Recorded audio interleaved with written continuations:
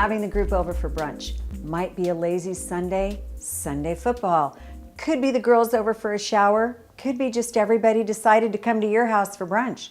Well, if you're coming to my house for brunch, there's bacon.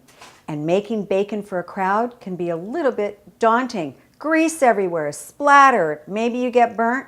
I've got a trick. No more splatter, no more burns, and it will come out perfect every time. Preheat your oven, 400 degrees. Have a tray, aluminum foil, and a rack. And it's going to go straight into that 400 degree oven for about 15 to 18 minutes. Depends upon how thick the bacon is, how crispy you like your bacon, and how your oven is actually, really. Because some people's ovens, even though it says 400 degrees, it's not really 400 degrees. So just like that, straight into the oven,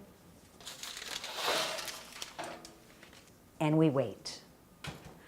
Like I said, 15 to 18 minutes, keep an eye on it. And here we are.